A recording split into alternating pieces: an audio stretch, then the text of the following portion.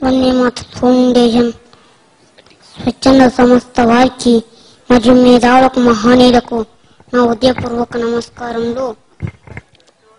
ఈ రోజులలో సర్కారీ బడుల్లో చదివే విద్యార్థులకు ప్రభుత్వం ఎంతో అండగా ఉండి నిరక్షరాస్యత బాల కార్మిక వ్యవస్థ నిర్మూలించి పస్థలంలోని పనుల కూరుకుపోకుండా సమాజం సర్వోత్తమ అభివృద్ధి సాధించడానికి సర్వ శిక్ష అభియాన్ రాజు విద్యా మిషన్ వారి ఆధ్వర్యంలో ప్రతి గ్రామాన్ని ప్రభుత్వ పాఠశాల నెలకొల్పింది.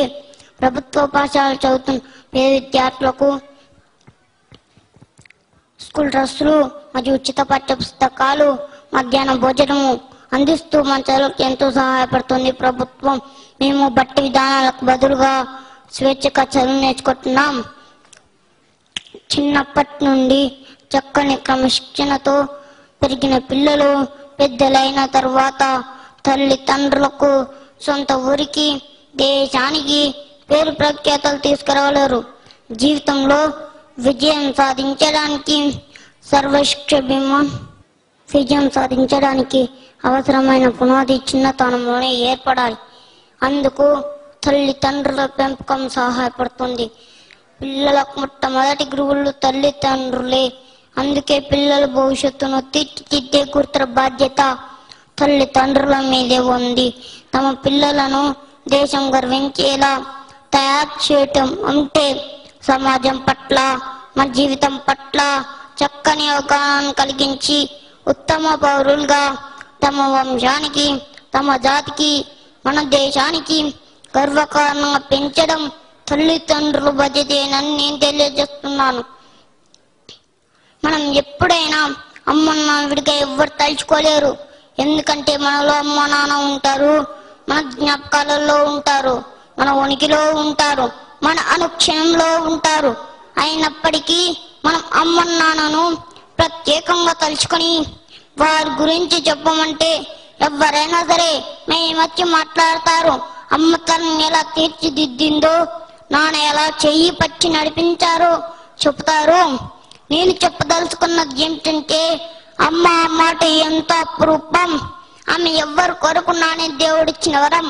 ఆయన ప్రతి ఒక్కరిని చూడలేమని ఇంటికి ఒక అమ్మని ప్రసాదించాడు. మనకే చిన్న నొప్పి కలిగినా దెబ్బ తగిలినా గొంతులో నుంచి అక్క పిలుస్తాం. అప్పుడు అమ్మ హృదయం మనం ఎంత దూరంలో ఉండి అర్చినా ఆమె హృదయ తల్లులను తట్టి తీరుతుంది. అదే ఆమె గొప్పతనం. 9 నెలలు తన శరీరపు గూటిలో పెంచి తుఫాను లాంటి నొప్పులను ఆనందంగా భరించి మనకు జన్మనిస్తుంది. పుట్టిన బిడ్డ మగ అయినా ఆడ అయినా అందగాడైనా వికారి అయినా అపురూపంగా అందుకొని మమకారపాలు త్రాగించి అనుబంధ మిగడలు పెంచి ఆ పేత వెన్నులతో కరుగుతూ పిల్లలను మురిపించి మురిసిపోతుంది అమ్మ. పుట్టిన బిడ్డకు పురుడు చేసి పేరు పెడుతుంది అమ్మ. అంటే ఆ పేరంతా ప్రయోజకుడు కావాలని కోరుకుంటుంది అమ్మ. అమ్మంటే అక్షరాల కన్నాని మరో చందమామ. మనం అమ్మ బడిలో అల్లారు ముద్దుగా పెరిగి బడి ఈడు వచ్చినాక బడిలో చేరిన తర్వాత మన చదువులను చూసి సంబరపడిపోయి మురిసిపోతుంది అమ్మ. 1000 రూపాయలు పోసి కొని తెచ్చిన కానుకల కంటే మనం అమ్మ అని పిలిపే వారికి ఆనందాన్ని ఇస్తుంది. అమ్మంటే చిమ్మ చీకట్లో దీపం. బిడ్డ ఆలన పాలన భిన్నతికి తల్లిదండ్రుల పాత్ర వేల కట్టలేంది. కానీ బాల బాలికలు శక్తివంతమైన ఉత్తమ బీజాలు. వారిని మహోన్నతమైన వృక్షరాజాలుగా మలిచే ఉపాధ్యాయులు దైవస్వరూపులే. పిల్లలకు అత్యంత ధైర్యం, ఉత్సాహం, న్యాయం, సమ్మతి, అంగీకార భావం ఎప్పు అందిస్తూ చక్కని మార్గం చూపే అధ్యాపకులు సాక్షాత్ దైవమే. గురువు స్థానం అతి పవిత్రమైనది. గురువు అంటే జ్ఞాన స్వరూపం. విద్యార్థులంతా గురువును దైవంగా పూజించాలి. అలా చేసిన ప్రతి విద్యార్థి తనకు తాను స్వయం సమృద్ధిని సంపాదిస్తారు. మన జీవితం సమస్యల వలయం.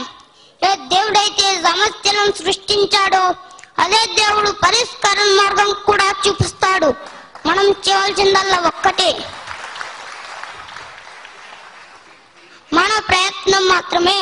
మనం డబ్బులు ఖర్చు పెట్టి విలువైన బహుమతులు అన్నైనా కొనవచ్చును, కానీ అందువల్ల ఎలాంటి ప్రయోజనం మాత్రం ఉండదు. అదే బహుమతి 10 మందిలో పోటీపై సాధించుకోటే కలిగే ఆనందాన్ని మాటల్లో చెప్పలేం. కానీ నిజ జీవితంలో మౌనత్వంగా మనం ఎంతో కష్టపడితే తప్ప మనం ఎదగలేం. కానీ మోకాళ్ళతో నీళ్లలో మునిగే వారికి గవ్వలు నత్త గుళ్ళలు మాత్రమే దొరుకుతాయి. కానీ సముద్రపు లోతులు చూసిన వారే రత్నాల రాట్లను సొంతం చేసుకోగలుగుతారు. అంటే కష్టపడి చదవకపోతే మన భవిష్యత్తు ఇబ్బంది అవుతుంది. అందుకే ఇది లేని వారు మాత్రం యువతలో ఉంటారని నేను తెలియజేస్తున్నాను. మనిషి ఎన్ని పనులు చేసిన వాటి అంతిమ లక్ష్యం ఏమిటంటే ఆనందంగా జీవించాలని. నిరంతరం సంతోషంగా ఉండడం ఎంత ముఖ్యమో ఇతరుల సంతోషాన్ని గౌరవించడం కూడా అంతే ముఖ్యం. ఇతరుల సహకారం మనకు లేకుండా ఆనందంగా ఉండడం అసాధ్యం అని నేను తెలియజేస్తున్నాను. విజయమైన పరాజయమైన కేవలం మన మనసు నుండే పుడతాయి. మనిషి మనసు నరకాన్ని స్వర్గంగా, స్వర్గాన్ని నరకంగా మార్చేది మన మనసే. పరాజయ కూరల్లోకి నెచ్చిన విజయ శిఖరాల పైన పెట్టిన మన మనసే మూలం. మనిషికి మనసే పెట్టని కోట. మనసంటే కంటి కనిపించేది కాదు. 6 అడుగుల శరీరాన్ని అదుపు చేసే అత్యంత మెదడు మనిషి జీవితాన్ని శాసిస్తుంది. వ్యక్తుల ఆలోచనలే వారి విజయాలకు చోదకాలు.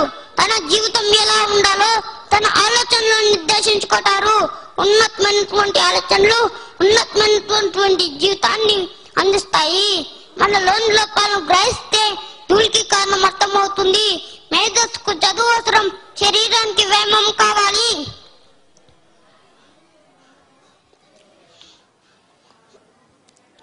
కానీ ఈ రోజులలో ప్రభుత్వ పాఠశాలలో చదువుకునే పేద విద్యార్థులు ఆర్థిక పరిస్థితుల వల్ల మరియు ఉపాధ్యాయుల కొరతల వల్ల లక్ష్యాన్ని సాధించలేకపోతున్నారు. సర్కార్ బల్లో చదివే విద్యార్థులకు జీవితం నాశనం కాకూడదని, మబ్బుల చాటున జాబిల్లిలా మా బ్రతుకులు కాకూడదని వందే మాత్ ఫౌండేషన్ స్వచ్ఛంద సంస్థ ముందుకు వచ్చి